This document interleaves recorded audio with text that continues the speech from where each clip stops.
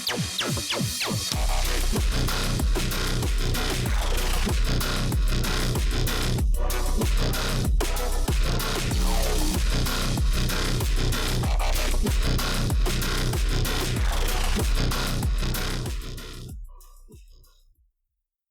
feel like there's as good of a time as any.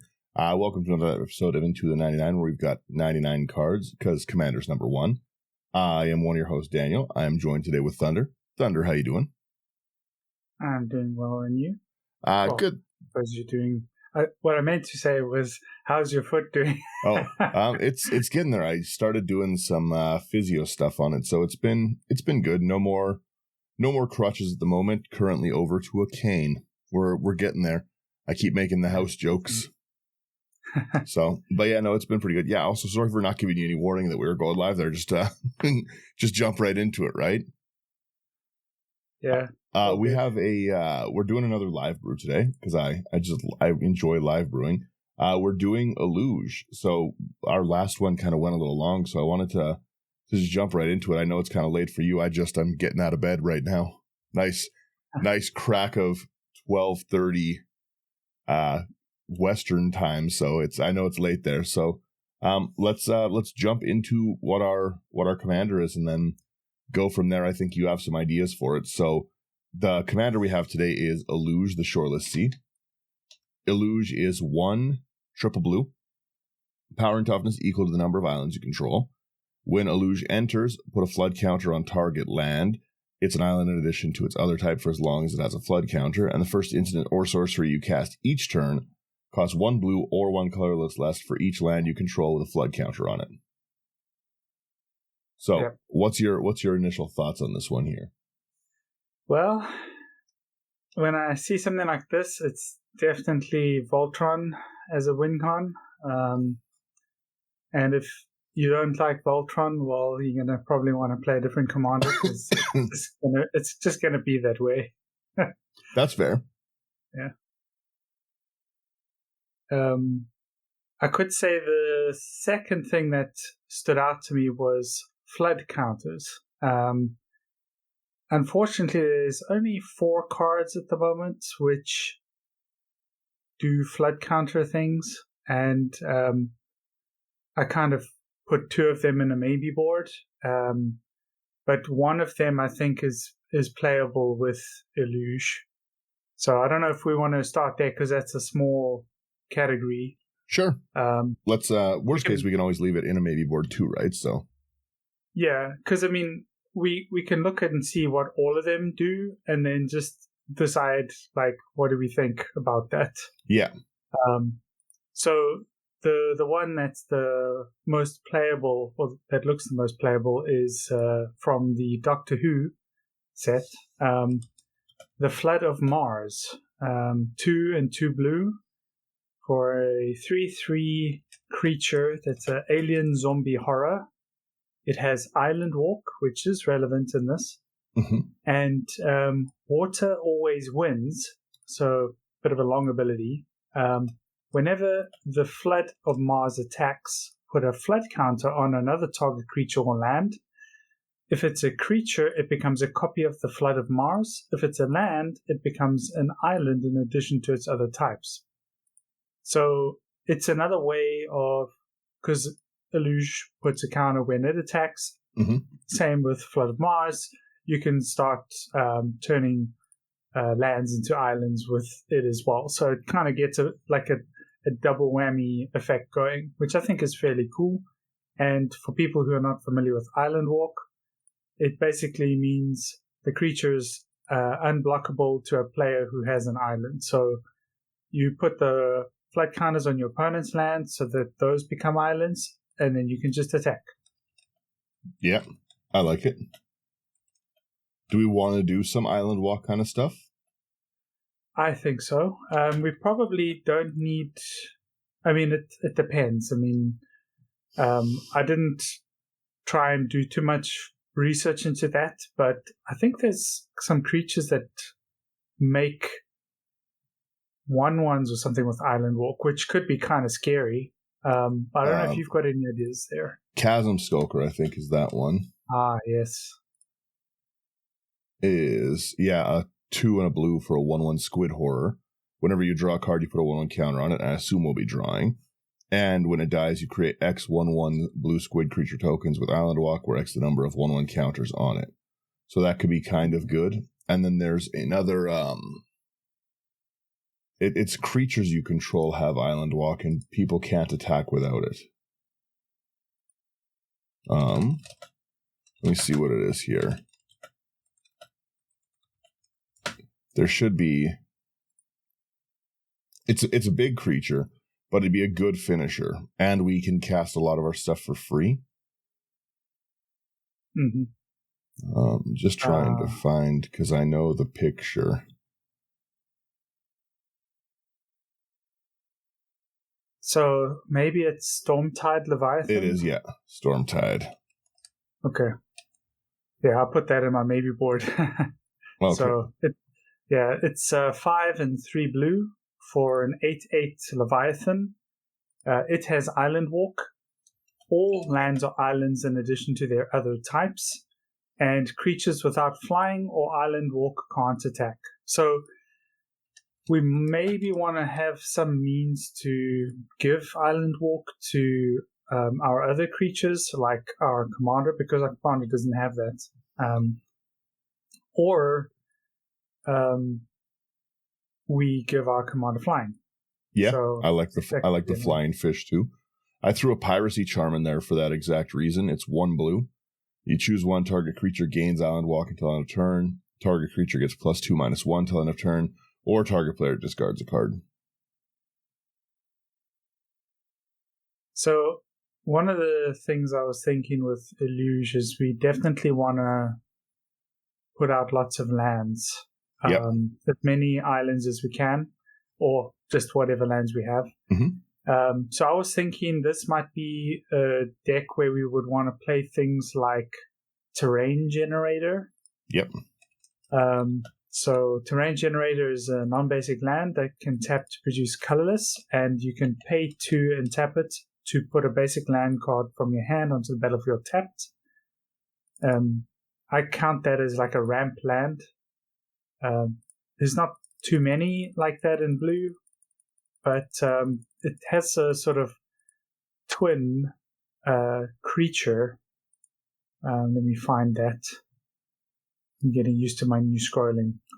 Walking Atlas, and that's 2 for a 1/1 creature construct, and you can tap it to put a land card from your hand onto the battlefield. So both of those, they're ramp in the sense that if you've got lands in hand, it will let you play an extra land. If you don't, well, you probably need to build your deck better because you should be drawing lots of cards in blue. Yeah, in blue we should have a lot of ability too. Let's add an Ash Barrens in here. Okay. As I don't normally run a lot of lands, but we need lands out, right? So this is going to let us just go basic land cycle to grab another one, or we can put our flood counters on it. Eluge is when it attacks or enters, put a flood counter on it. So we want, I assume, some ETB, but let's finish up some of our stuff. I think an Armillary Sphere could be good. Yep. I was thinking that would be a nice way to get a few extra lands in your hand. We could also consider going very heavy into the draw or the cantrips. Yeah. There's a thing to consider though. It's because of how Eluge works. What you ideally are going to wait for is get a couple flood counters on some lands, and then that can start allowing things like your cantrips to be free in your opponent's turn, because this is like, it's each turn, so your turn and your opponent's turn, so you want to make maximum use of that, and the cantrips work really well with this because they kind of replace themselves, but you kind of also want to have like draw 2 type effect. So maybe what we would classify as a cantrip in an Eluge deck is actually a 3-mana card draw that draws 2 cards at least. Okay. And because of that, it's like, well, in the early game we might struggle a bit. So we might actually also want some cost reducers that can kind of partner with you struggling to get enough flood counters onto things. So I think what a lot of people do with this is they have two types of ramp. They'll have the sort of just the put the basics out kind of ramp, or just get more lands onto the battlefield. Mm-hmm. And then the other is, let's reduce the costs of our instants and sorceries so that we can still cast those fairly early on. Late game, it maybe doesn't matter, but it helps also for the second and the third spell we might want to cast. Okay. So, let's I added a few things here. So I added a demolition field just to give us a little bit of destroy someone's lands if they're a problem. It also tutors us up a land, which is kind of nice. And then I added a dreamscape artist. It is 1 and a blue. The ability on it's a 1/1 human spell shaper. It's 2 and a blue. You tap it, discard a card, sacrifice a land, search your library for up to 2 basic land cards, put them onto the battlefield, then shuffle. So a nice way to turn 1 land into 2. We should have decent card draw in this deck, I would assume. What do we have for options that we can blink? Let's get a Soul Ring in here, by the way. I feel like we want one. And then there's another thing that's sort of like our commander that I want to add before we go any further, and it is going to be As Foretold.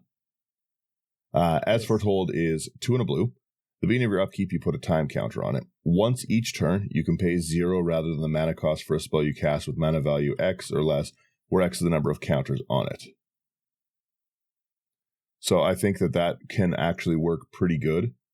The ability for us to get 2 kind of free casts.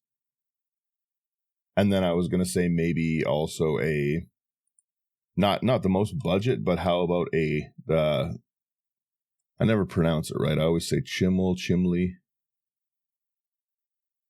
Let me find this card.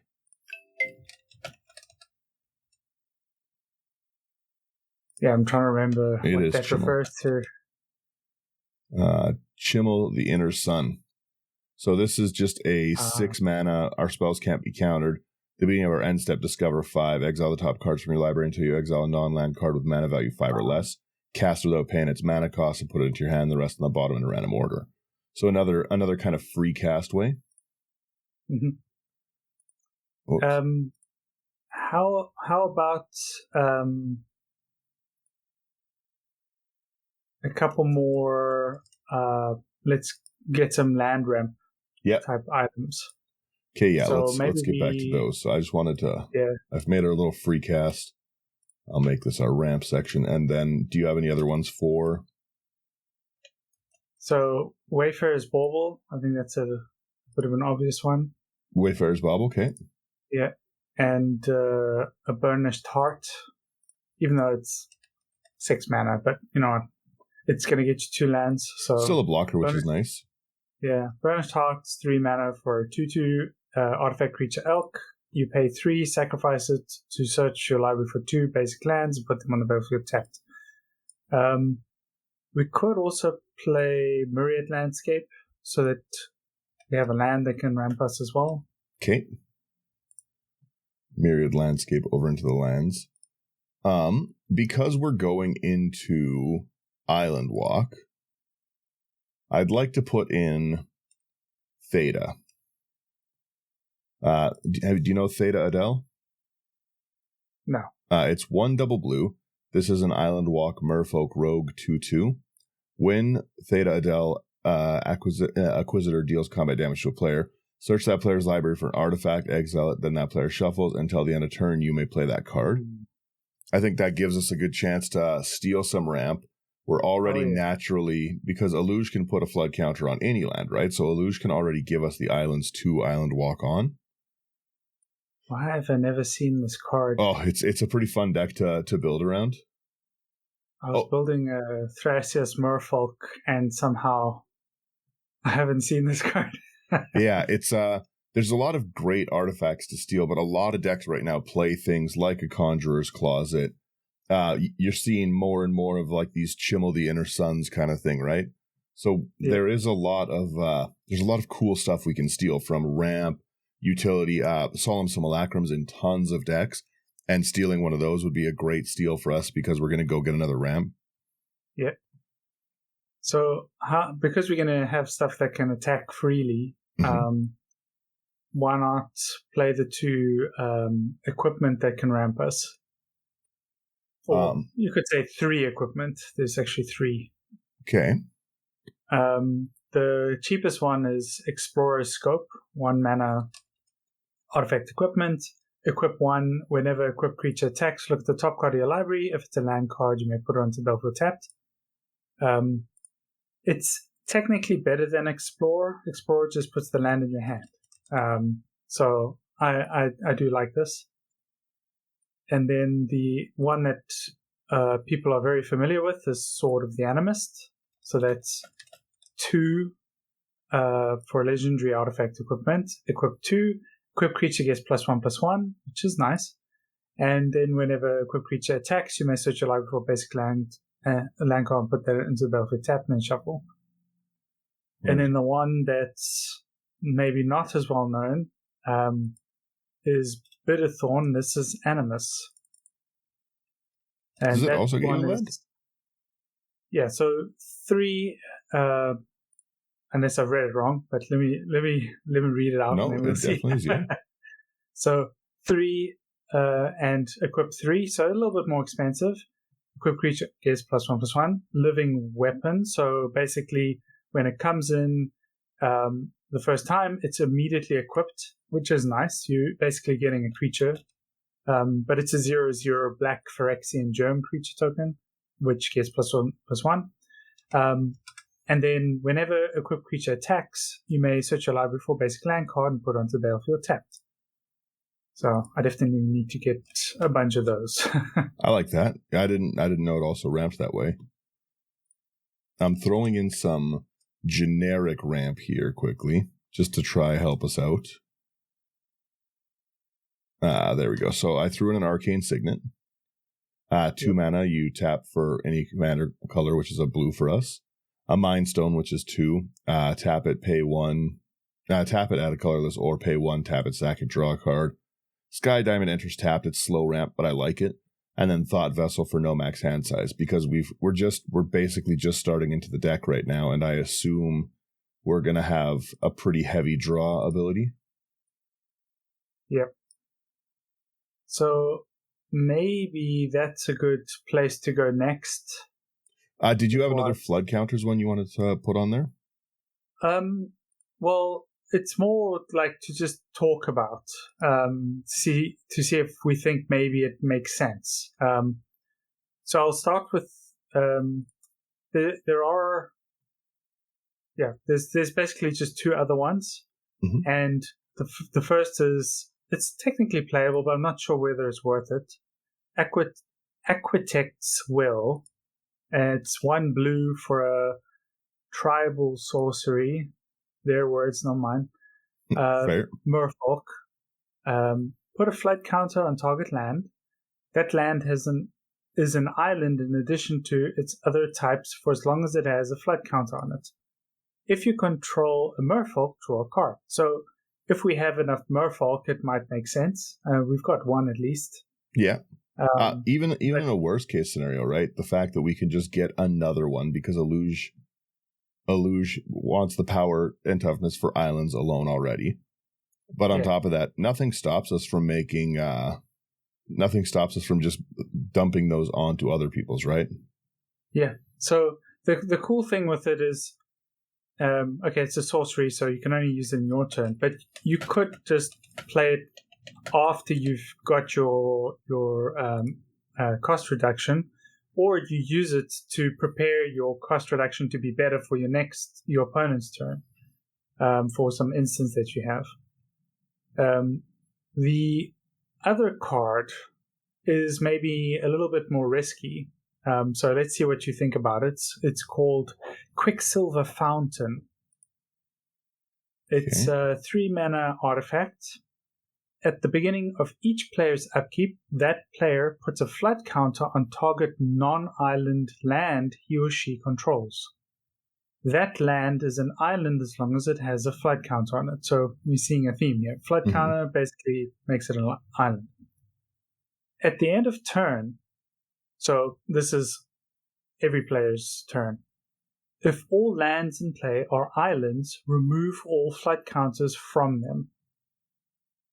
So it would... It works so well for us, but like you said, it is very risky. Yeah. I mean, if you're thinking about it, if it looks like somebody's going to put the last flood counter in, and you've got a sack land that you put a flood counter on, you could sack that, bring in just a plain land, and then you at least have one. You have one more turn with it, yeah. Yeah, one extra turn. And maybe that's enough for you to win the game or something. So... I have a fun suggestion for this one. This isn't in my original one, but these two could be kind of fun on a theme. So what do you think about the creature Sea Singer? I'd like to so Sea Singer's 1 double blue for a 0/1 merfolk. If you control no islands, you bury it. You can choose to not untap it during your untap phase. It has tap, gain control of target creature whose controller controls any islands as long as you control Sea Singer, and Sea Singer stays tapped. That sounds interesting. I kind of like the idea of being able to steal something. It's kind of just a nice, like, a side creature thing, because, again, we can give islands out, right? So we're giving islands. We can take a problematic commander away. I think we can do decent stuff with it. And then I was going to say as well, Vidalcan Shackles. So I like the seasoning because you can untap it and give the thing back. Yeah. Like you do some politics, give the thing back, and then take something else. Yeah, I like that. And then Vidalcan Shackles is the same. It's come down great in price. It's only like $9 right now. It's a 3-mana artifact. You can choose to not untap it during your untap step. 2 and a tap, you gain control of target creature with power less than or equal to the number of islands you control for as long as it remains tapped. Same thing, we can choose to give it back. We don't have to just be mean. Mm-hmm. Yeah, I think that's interesting. It's so in the 8x8 EDH system, when I see something like this, then I try and see if I can get 4 items like that, so that it's like what I call a minimum viable strategy, at least 4 of. So I don't know if there's any more effects like that we can leverage. Maybe it'll just be stuff like steal our opponent's things, or wait, there's a very big bomb spell. Let me get that. I think it's called Clone Legion. Clone Legion's great, yeah. Yeah, so we're inevitably going to put out a lot of flood counters. Hopefully we're not going to antagonize the table too much, but Eluge is going to get very huge and it's going to cause problems. People are going to want to remove it. But at some point, we probably, if we spread the islands out a bit, so it's not all just ours, because Eluge looks at just how many islands do you have. That's how big I am. So if you're tactful, you put those counters on your opponent's stuff, then it doesn't get as big that quickly. You can play bigger spells instead of going for the Voltron strategy. So that's an alternative way to go.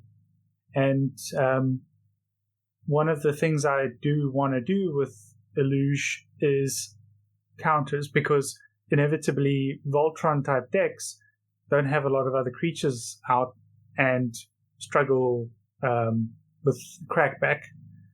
And so having things like Clone Legion will definitely give us some counters back if our opponents get a bit further ahead. So I'll read it here. 7 and 2 blue for a sorcery. For each creature target player controls, create a token that's a copy of that creature. So we're assuming here that somebody gets a bit out of control. They got a bit far ahead. Then we use this, and we now have their board. Yeah. That's kind of cool. I like it. Yeah, let's do let's make a category called big spells. Because we do get a lot of reduction, right? Yep. I imagine a lot of people go into the extra turns. I'm not sure that's the direction that I would want to go. I feel it would be feel bad to extra turns out these cheap ones. Yeah. But I've got some. So let's find some other big stuff we would like. What's some big draw? I think Treasure Cruise is a big mana one. Yeah. Because that you can delve, or you can just draw 3. How many cards you get? 3? Yeah, draw 3. Which we again late game might get. We might get some draw out of it. We still have some big. Actually, we should probably play the X draws. Okay. So that will get us X cards.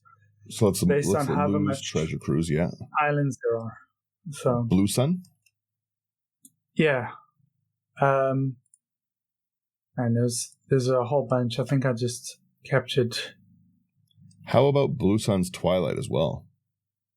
Blue Sun's Twilight gain control of target creature with mana value X or less.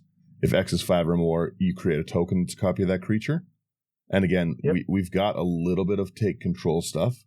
It's a big spell for later on as well. And it's possibly doubling up a token of things. Yeah. Another one that works well with the islands is Flow of Knowledge. Oh yeah, that's a great one.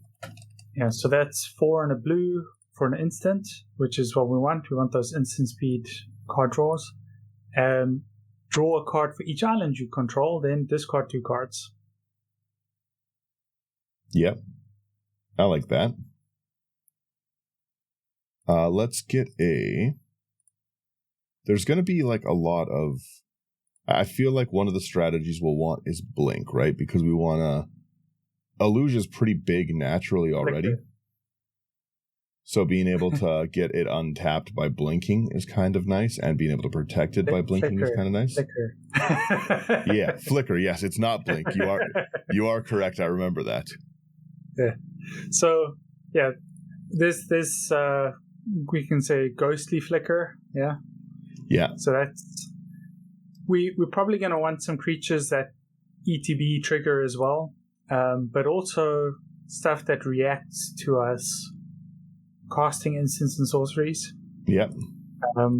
So I think the Flicker strategy will probably be like 4 or so cards, maybe 8, depending on how vicious your table is. Well, let's do... I just put in Displace because it's exile up to 2 creature cards. So if we get anything else that's worth flickering, it's a decent one. Yep. Let's try keep it to instant ones so we can do them across people's turns. Blur is a good one. It's a draw, so it cantrips us. Blur is 1 mana. Exile target creature you control, then return that card to the battlefield under its owner's control. Draw a card, which isn't horrible. And then what else do we want? Do we want to go with maybe an illusionist stratagem? Because it again hits that 2. And draws, yeah. Oh, and it does draw 2. Illusionist stratagem. Okay.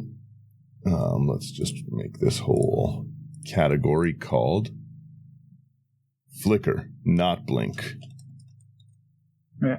If you want to put some money into it, then you definitely want a Displacer Kitten. Displacer Kitten could be great.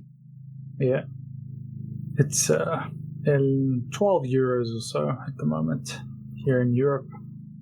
It is, yeah. Let's throw Displacer Kitten in the sideboard at least. Yeah. So for those who are not familiar with it, it's 3 and a blue for a 2/2 cat beast creature, and whenever you cast a non-creature spell, exile up to 1 target non-land permanent you control, then return that card to the battlefield under its owner's control.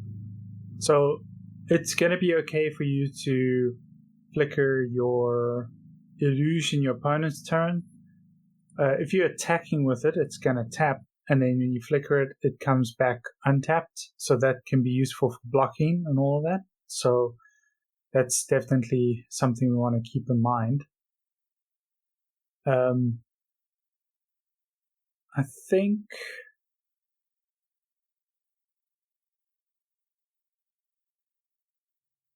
Thassa Deep Dwelling might be something we want to consider, but again, that's another one of those expensive cards. It's nice because you're definitely going to get her online, and in the sense that she can be used to attack with.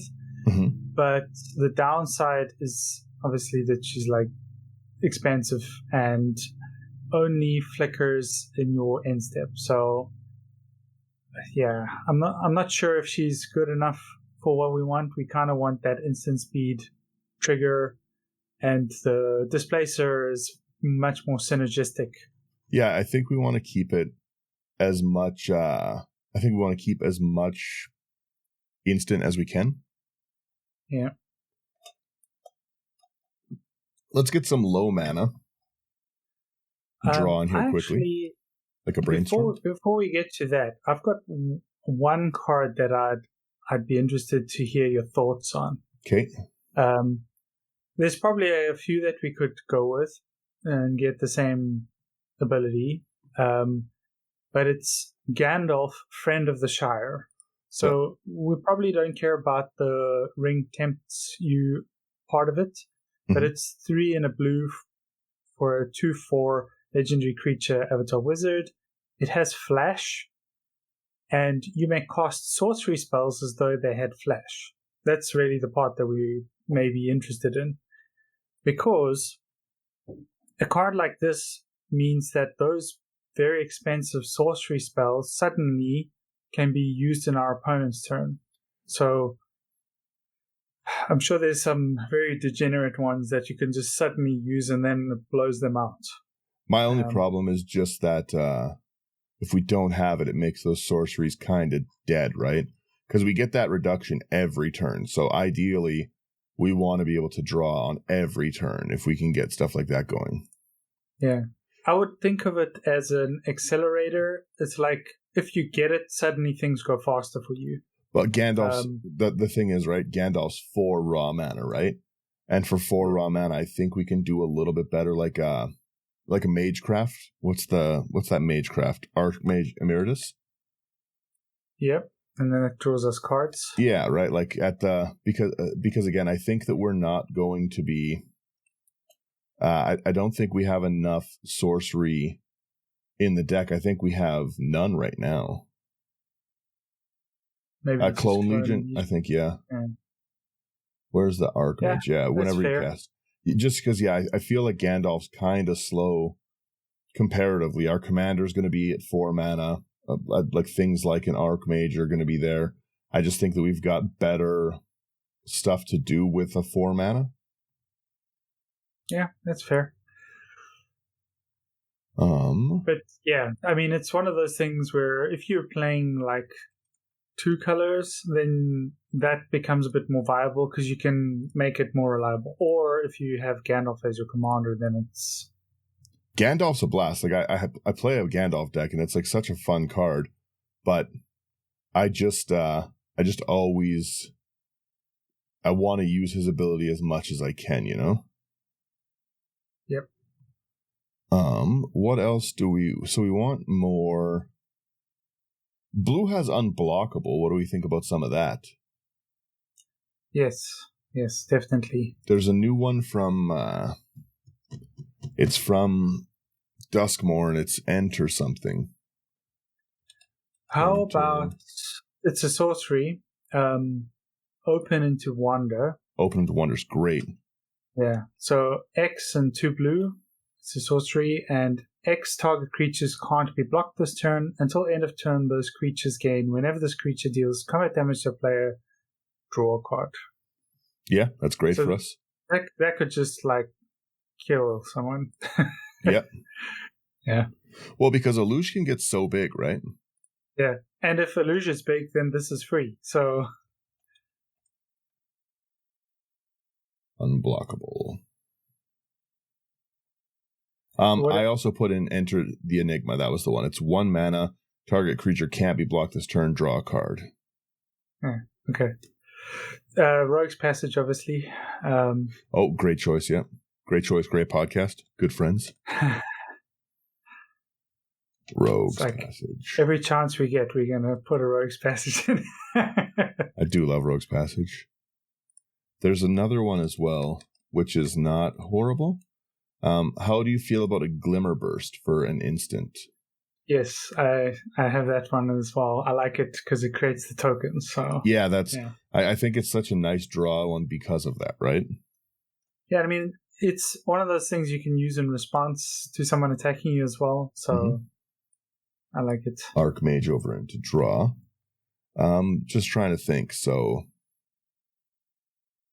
do we want to use we're in islands, so we're not really penalized for the thick, like, blue devotion spells, like an Archmage Charm. That's 3 blue, you choose one, counter target spell, target player draws 2, or gain control of target non-land permanent with CMC 1 or less. To me, that's take their soul ring. Yeah. I like it. Yeah. Because it's like, those are the ones that will just be free. Yeah. So, and everyone loves free counter spells. As soon as we get Eluge out, so from turn 4, first instant sorcery you cast each turn. So turn 4, we can start dropping one drops for free, ideally refilling our hand, right? Yeah. Do we want to put in our normal kind of draw suite, opt, portent, that kind of stuff? Yeah, we can do that. I would say we can go like deliberate, so like the 2 mana ones as well. Yeah, should be fine. Well, yeah, because the moment our commander drops, they're 1 mana ones, right? Yeah. Scry 2 draw card is great. Scry 1 draw card for opt for 1. Draw. Okay. How would you feel about having multiple Eluges? I do like multiple Eluges. Oh, Arenicus' Vile Duplication. I've got another one that's also from the Doctor Who. Okay. Quantum Misalignment. Love that card as well. So 4 and a blue for a sorcery. Create a token that's a copy of target creature you control, except it isn't legendary and it has rebound. So yeah, that's rebound, great. Rebound in your next turn, you'll be able to cast it again. Those are both sorceries, right? Yeah. Yeah, sorceries. Yeah, so 5 mana. Again, we can possibly be dropping that for free. I like that a lot. Yeah. Arenicus' Vile Duplication is 3 and a blue. You create a token that's a copy of target creature you control, except the token has flying and isn't legendary if that creature is legendary. Yeah, so I'm not sure about the rules on this, because they all have the first instant or sorcery spell you cast each turn costs that less for each land control. So would you say that triples it? I don't think it would, because it would still always the first, right? But it'll still be the first is X less, which will still be great. Yeah, I think it's like a tripler in a sense. For each extra Eluge you have, it will basically count that again. But only on the first spell. Yeah, exactly. Only on the first. So if we have like only 2 flood counters on, but we have 3 flood counters and 3 Eluges, then our first spell is 9 blue less, which is huge. Yeah. Plus their commanders still, I believe, right? Yep. We have a lot of like decent stuff here. Good draw. I've got another little expensive card. It's not too expensive here. It's about 7-8 euros. But I count this as a super synergy. Sword of Hearth and Home. Yeah, love that card. So the reason why this is good with Eluge is because, firstly, +2/+2 gives protection from green and white. That can make Eluge unblockable for some opponents. Mm-hmm. And whenever equipped creature deals combat damage to a player, exile up to 1 target creature you own, then search your library for a basic land, put both cards into the battlefield under your control, and then shuffle. So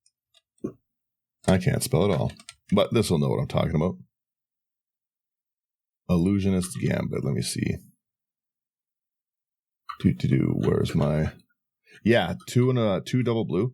Cast only during the declare block step on an opponent's turn. Remove all attacking creatures from combat. Untap them. After this, there's an additional combat phase. Each of those creatures attacks that combat if able.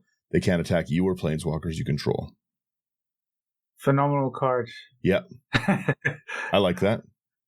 I used it in a moment where someone was like, yeah, and I'm going to just like kill you with all these creatures. And then I was like, no.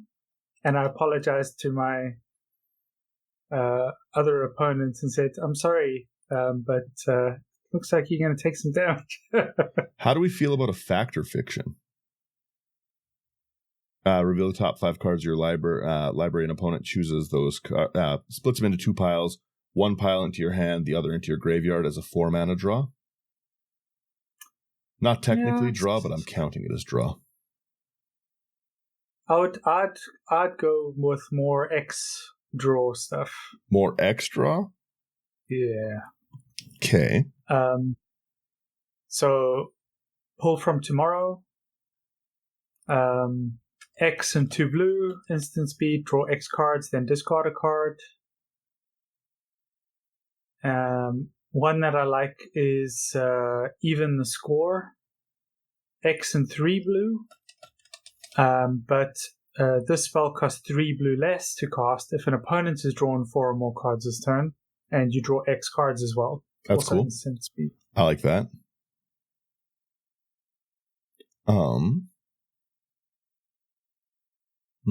Do we want to do like more of that kind of stuff, like a stroke of genius, same kind of thing? Yeah, we can. I just saw another one of these make things instant speed. It's a cantrip I found from the Lord of the Rings set. Born Upon a Wind. Yep. So 1 and a blue for an instant. You may cast spells this turn as though they had flash. So any spells. And draw a card. Now, it obviously is not going to help you with the Eluge situation. So that's a bit of an anti-synergy. But it is kind of nice to be able to pull off playing stuff in your opponent's end step just before your turn starts.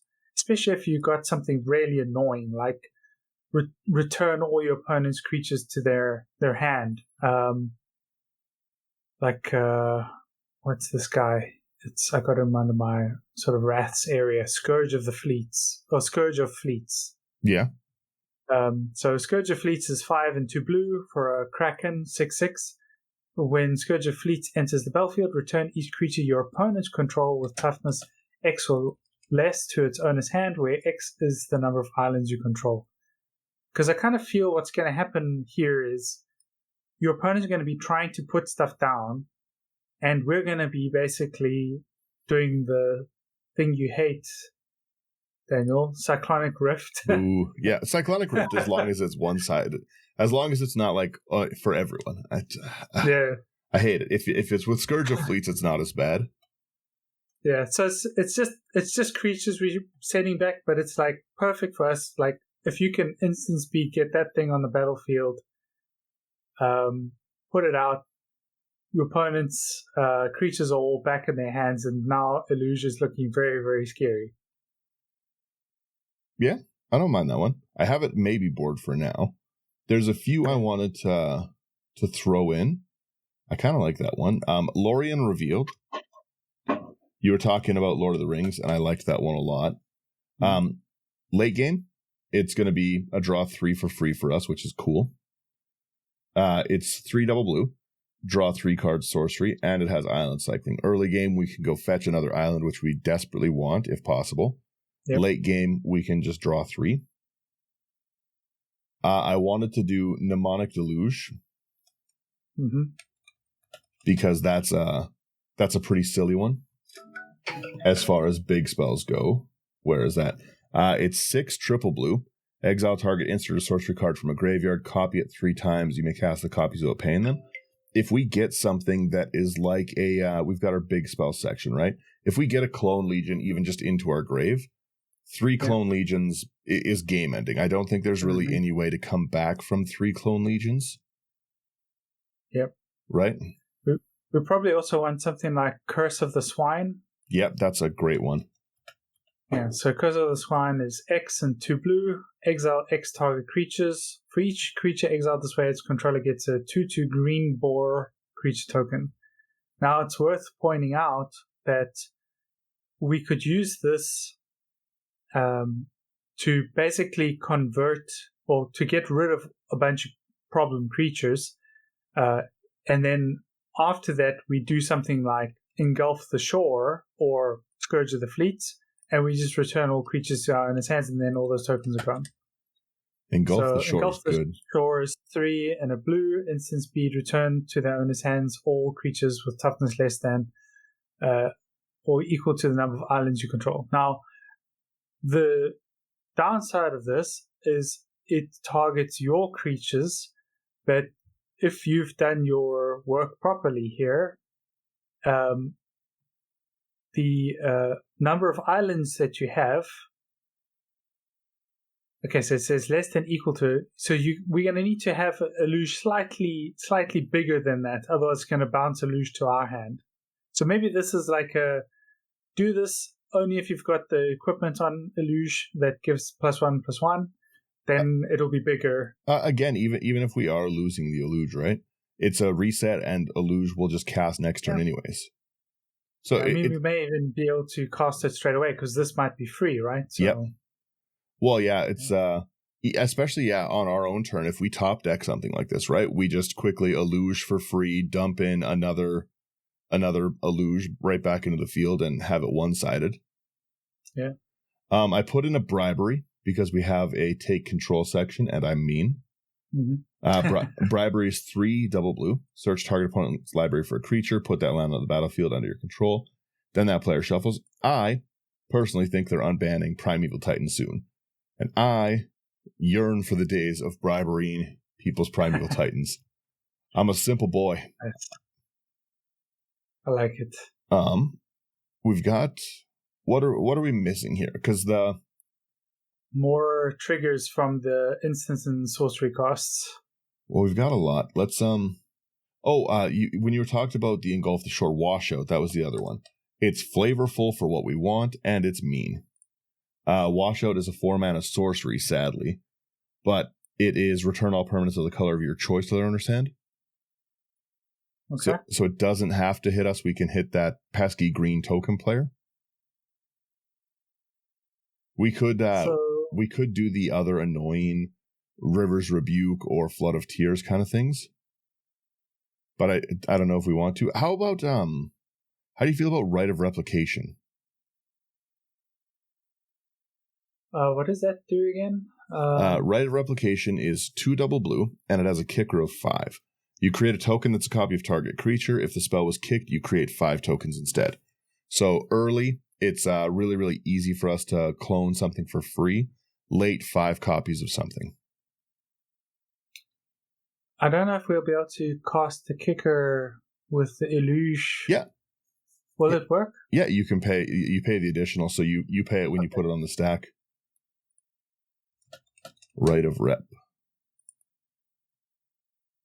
So, some of the things that I was thinking, we're already at 99. We have a lot of lands. Because I haven't been moving the lands out. We've got 37 lands. And we don't need 37 lands. So we could try and put in a couple other generators that react to the casting of instants and sorceries. I think the best ones would be things like Elandra Sky Dreamer and Talrand Sky Summoner. So, again, these are both Merfolk, so we're getting a bit of that Merfolk vibe going on. So Elandra is 2 and 2 blue for a 2/4 legendary creature Merfolk Wizard. Whenever you draw your second card each turn, create a 2/2 blue Drake creature token with flying.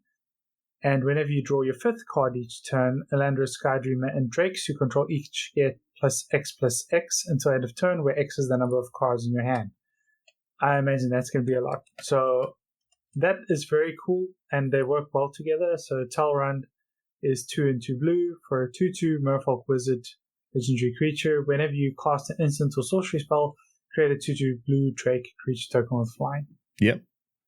On that one, I added a Docent of Perfection. 3 double blue. It's a flying 5/4 horror.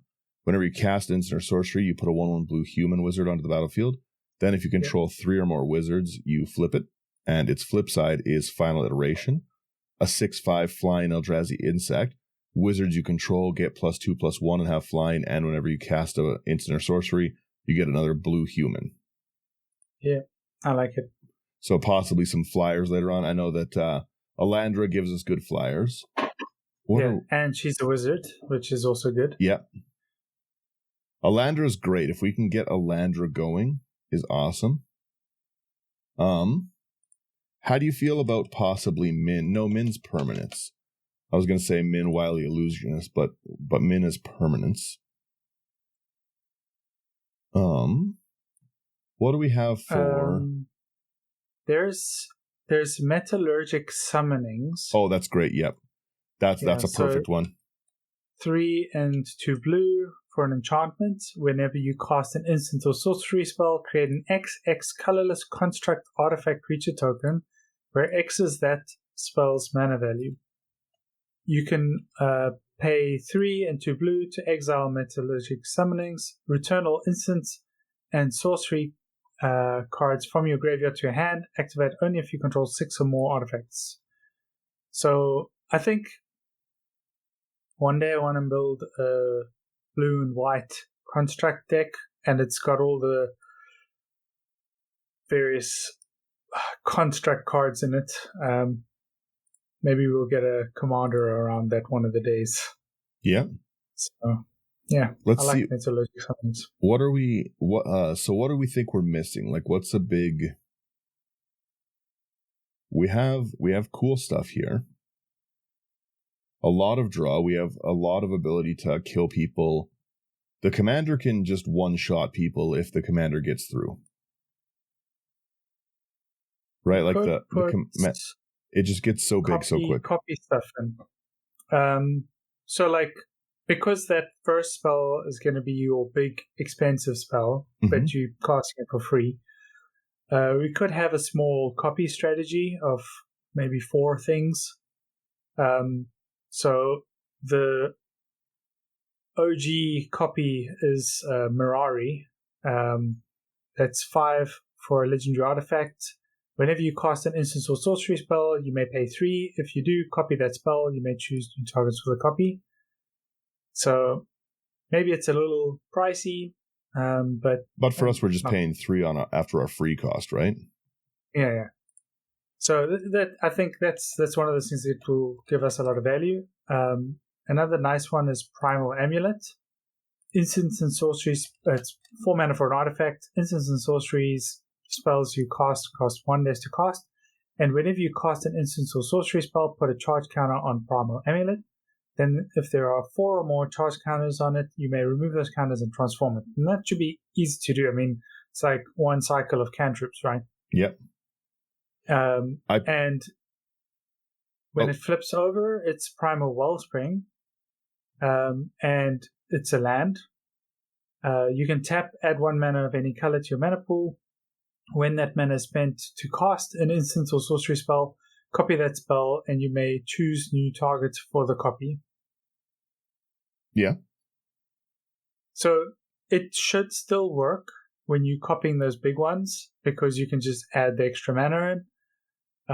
It only benefits 1 usually, but I think it's still worth it, because whatever big thing you're casting, getting a second one is always going to be good. Yeah, I like it. There was another one I wanted to put in. Oh, it was Rise from the Tides. I added it there. Rise from the Tides is just also good in our token strategy. 5 and a blue. You create a tap 2/2 black zombie for each instant sorcery in your graveyard. Being able to cast that at free, and then also, I think isn't too bad. Is there any more static, like blue and red have a lot of like storm like effects, right? But I'm just wondering, is there anything that copies, like any solid copy spell kind of things? I know it's just Temple Deluge, but I don't know. I think that was what it's called. It's kind of like Storm Return stuff. Yeah,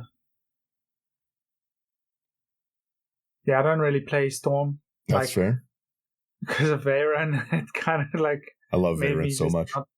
Not. I built the really fast Veyron, and then my friends and I, we all went and played Veyron versus Veyron. I bet that was a nightmare. Mine was very quick. And they were just like, okay, let's not do that again. Fair. So I played it once and then put it in my box and left it on the shelf. So how do we feel about adding into here a Season of Weaving? Because I love these season cards a lot. Season of Weaving. Yeah, it's another sorcery. It's 6 mana, so 4 double blue. You choose the 5 paws. So for us, this can be a draw 5. Choose an artifact or creature you control, create a token that's a copy of it. So if we could get something like, I'm pretty sure, yeah, Chimmel's legendary, but if we can get a copy of our commander out or any of the tokens, then being able to double it up is great. Yeah. But then it also has 3 return each non-land, non-token permanent to its owner's hand. Again, just another way to reset that board pretty much for free and then put Eluge back out.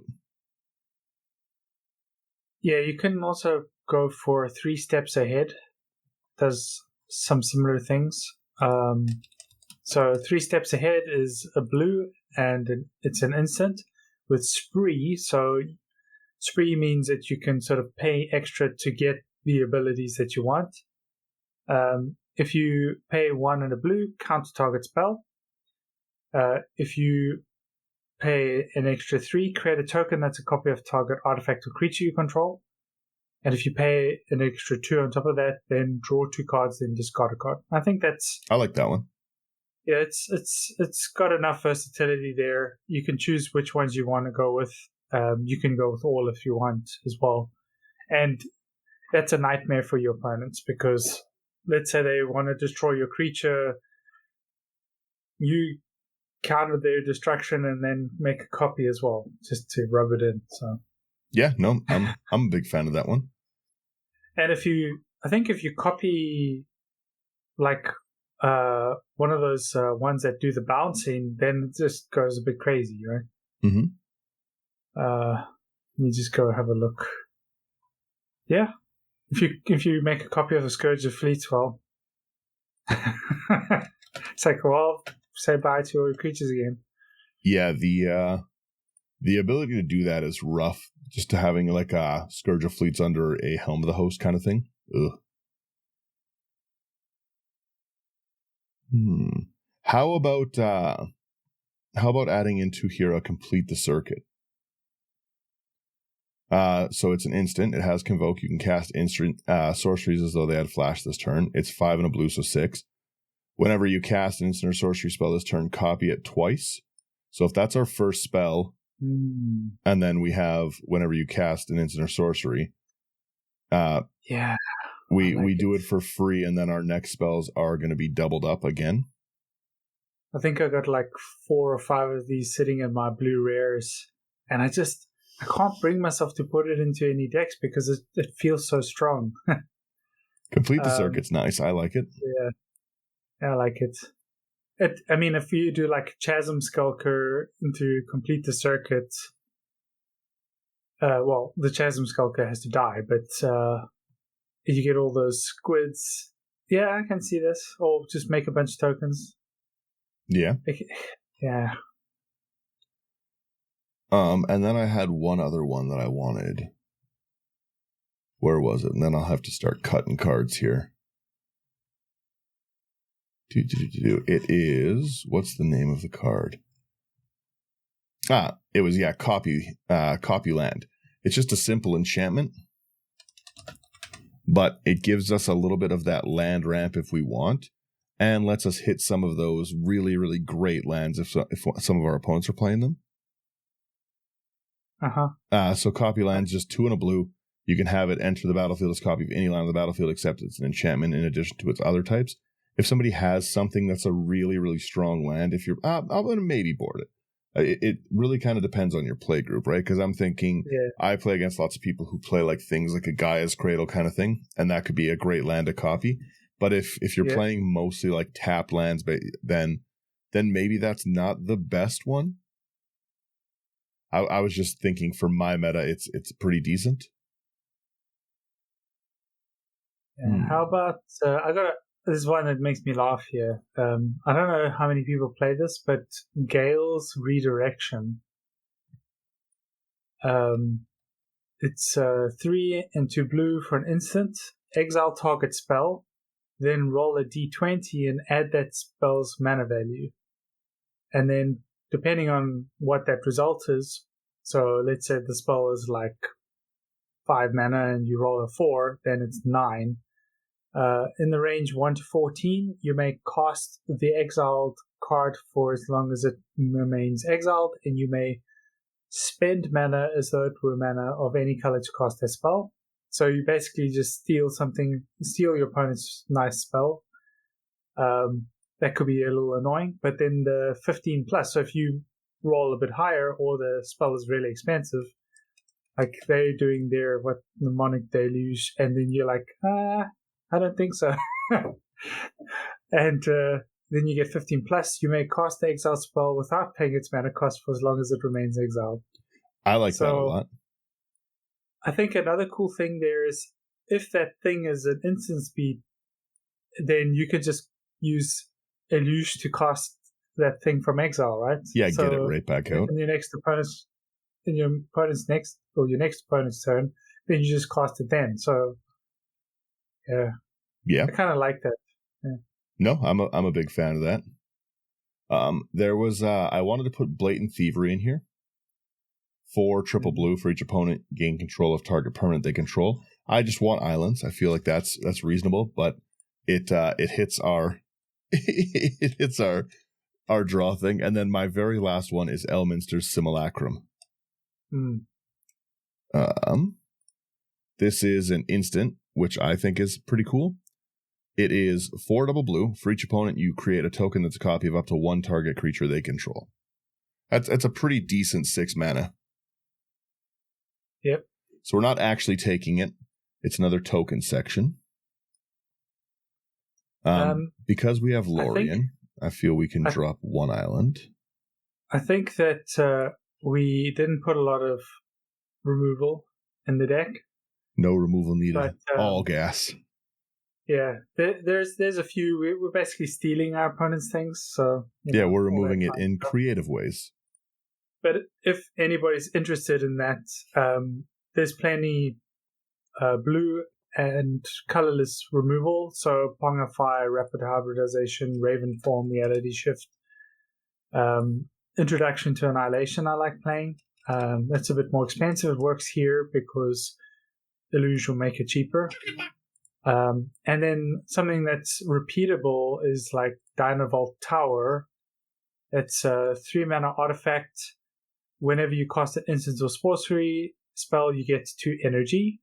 And then you can tap and pay 5 energy, and then Dynavolt Tower deals 3 damage to any target. And it's been reworded. So that I think that's there's a few artifact things that when you cast instants, then it kind of charges them up, and then you can do a bunch of damage. So you could consider stuff like that to do removal as well. I put in I'm throwing it over into the maybe board, but because Eluge is so big and gives us so much cost reduction, we can do arguably one of the funniest things in Magic in this deck if we want, and that is using Sudden Substitution, which is a split-second card. I'm going to put it over here, but Sudden Substitution is a split-second, 2 double blue. You exchange control of target non-creature spell and target creature. Then the spell's controller may choose new targets for it. Because Eluge gives us such a heavy reduction, we do have the way to ultimate meme an opponent we don't like by raw casting Eternal Dominion. which is a 10 mana sorcery, 7 triple blue. Search target opponent's library for an artifact, creature, enchantment, or land, put it onto the battlefield under your control, then that player shuffles, and it has epic. So we can shut down the ability for anyone to have any spells with this silly combo that we can get off, because we're only going to have to pay the 4 to sudden substitution it, and we're going to take whatever creature they have is the biggest. I think it's I'm leaving it as a maybe board, but it's a very, very funny direction to go. I've gotten things like that off the sudden substitution into you lose the game cards, or a really nice way to do it is something like enter the infinite. Again, another huge mana cost. If somebody has like a draw 2 on the stack and we enter the infinite them, they draw their whole library, then draw 2. It's kind of funny. It's a fun little way to kill people, but you know, it is what it is. Let's cut a few things here. What do we want to? If people leaning in that direction, then sure. Again, if you get the Eternal Dominion off, it's pretty funny. In a worst case scenario as well, it's not horrible for us if we want to keep doing it. But I think if you cast it yourself, you want more of like a Memnarch commander where you can like at least still do things or activate abilities. But making somebody have the epic ability is really, really funny. I have a deck that's all about flash, and it does all of those things. Like it's a hive mind deck. Okay. And then it's I flash like the Enduring Swarm, Ideal, Dominion. I flash all of them out, all of the annoying Eternal cards, and then every time anyone casts an instant or sorcery, they're just playing epic with me. What do we want to cut from this list here? We've got 9 cards to cut. I already cut us down to 32 lands because of Lorien. You know what? Let's go back up to 33 lands. I feel like we should still have 33. Yeah, we don't want to. We don't want to go too low. Too low, yeah. Maybe what we can do is cut something that's a bit expensive. Because one of the things that's going to happen in this deck is if we put too many expensive cards in there, we're going to draw dead hands. There's going to be a lot of dead hands. So I put Wrong Turn in. Wrong Turn is also another just maybe board card. It's annoying.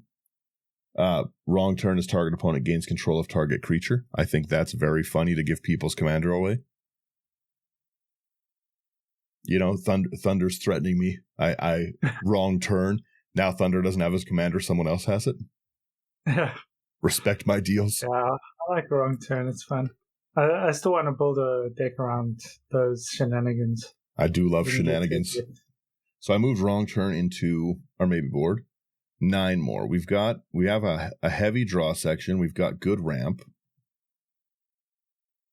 We have good enough ramp. Our draw kind of acts as a secondary ramp. Yeah. Dika is pretty good, but Dika's expensive. I feel like our token section, we have got a lot of expensive stuff. And we can't free cast a lot of it is the problem. Yeah. Do we want to get rid of Dika? Because Dika's a 5 mana one. Talrand and Elandra are both 4, so they're pretty solid. Yeah. And if we're looking at 5, I'd much rather have the Metallurgic Summonings and the ability to bring everything back. Yeah. So let's move Dika to sideboard. We could also put Bitterthorn and Mrs. Animus in the sideboard because it's one of the more expensive cards in the deck. Yeah.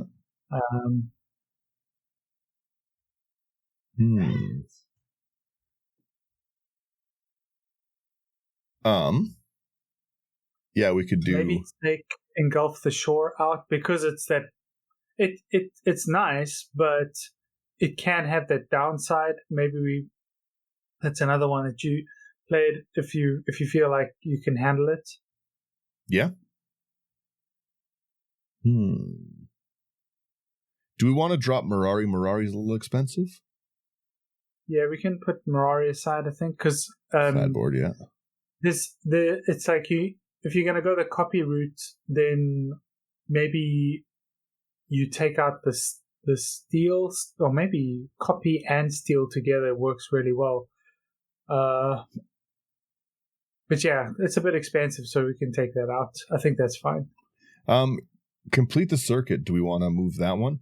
Because it is that double copy is it's a pretty overkill. Yeah. I'll maybe board that. That's usually why I take it out. It's like it's doing so much. Like I find it's probably a win con. You should build around it as a win con. So I always make like a budget version, and it's only 49 cents. So I'll put it over into like a budget version of the deck. Yeah. But no, I think we're looking pretty good. We've got 5 cards to move. We have lots of cool extra islands. Oh, I wanted to put in a Traveler's Amulet as well. Just because it's another really good, a nice, really, really good, cheap, go get a basic land. 1 and 1, so. Maybe we take Born Upon a Wind out, because it's not really doing all that much. And it might be anti-synergy. Okay. Born Upon a Wind we've moved.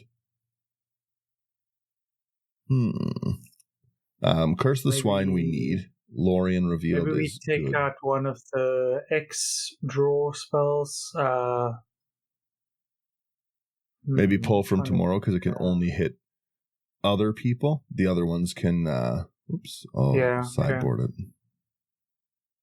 Yeah, Pull from Tomorrow can only hit us, whereas Stroke of Genius and our Blue Sun Zenith, that kind of stuff, that can hit both people. Yeah, target player. Yeah. Well, even the score only is ourselves as well. But yeah. Even the score is only us? Let's move even the score over as well then. Even the score is a good card though. 3 more to go. Because all these can jump back into the budget version, they're pretty cheap. Traveler's Amulet we can take out probably. Move Traveler's Amulet to sideboard? Yeah. It's one of those ones, it's like I'd rather just draw the island. That's fair.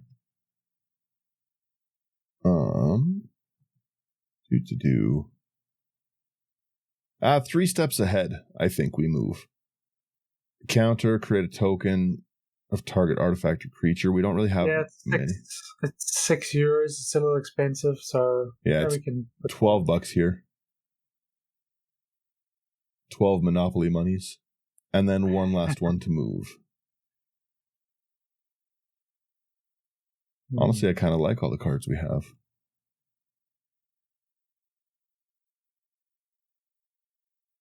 Do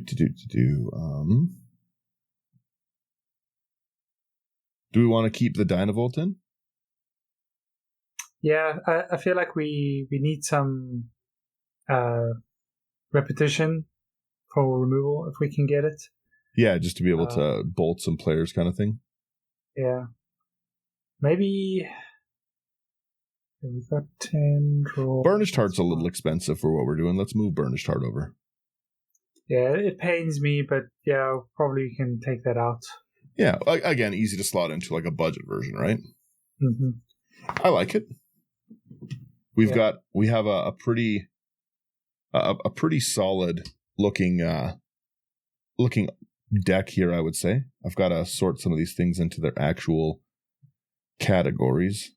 Illusion is. I think it's a deck that looks a lot of fun because we got some really you're not going to expect it to happen kind of stuff. I think it's really easy to look at an Eluge deck and think they're going free counterspells, they're going extra turns, right? Because it's pretty easy to build a full control route. So I'm glad that we both had like a similar idea of not going that way and more just kind of synergy, protect ourselves things. Yeah, I very seldom build counterspell extra turn type decks.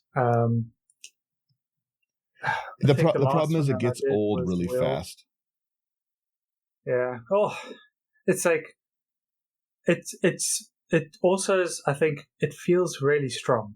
Like the Will deck that I built, it has a similar situation. It's in blue and white, and whatever life you gain, then you tap Will, and that reduces the cost of spells. Yeah, it's kind of one that just kind of plays itself thing. All spells that you're going to cast, I think, or was it just the next one, something like that. But it just makes things broken, like really, really broken. Yeah. And then your opponents are just sitting there, and you're just having your turns. Well, yeah. Because that's such a big reduction from the Will. Honestly, Will and Rowan should have had partner with like a life gain, life loss theme. I still need to make the partner of those two creatures. I feel they're so strong. Yeah. I mean, I've built the 4 of these that have that similar type of thing. The Rowan I've built, and that's just very silly, stupid. Yep. Will is very control-y, extra turns, lots of life gain. Agatha is whatever her power is, reduce abilities of creatures. So you can just combo people out with that. Yeah. Because it's so big, so fast. 3 damage for like 1 mana or whatever, or just make her really big, like pump her up 1 mana, make her like huge, and just Voltron people. And then there's Elminster, who reacts with Scry. So when you Scry, it reduces the cost of the spells that you're going to cast next. I love that Elminster, yeah. Yeah.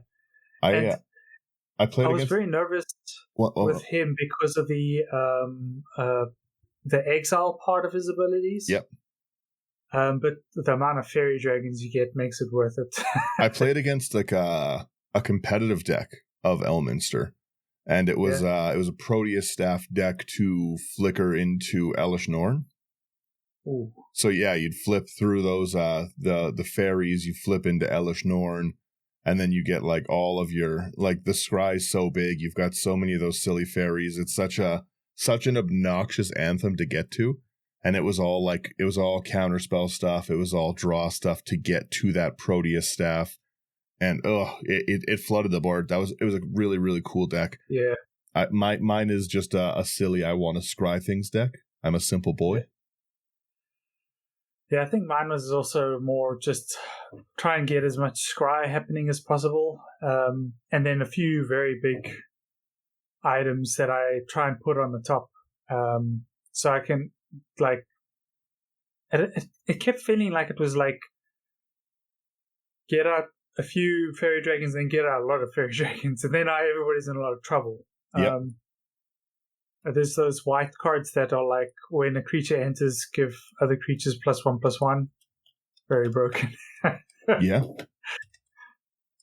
No, I'm happy with this one. Do we want to call it here on this? I'm gonna make a budget version like I always do. We're not too expensive here. We're $224 for I think a pretty fun seeming and pretty powerful deck.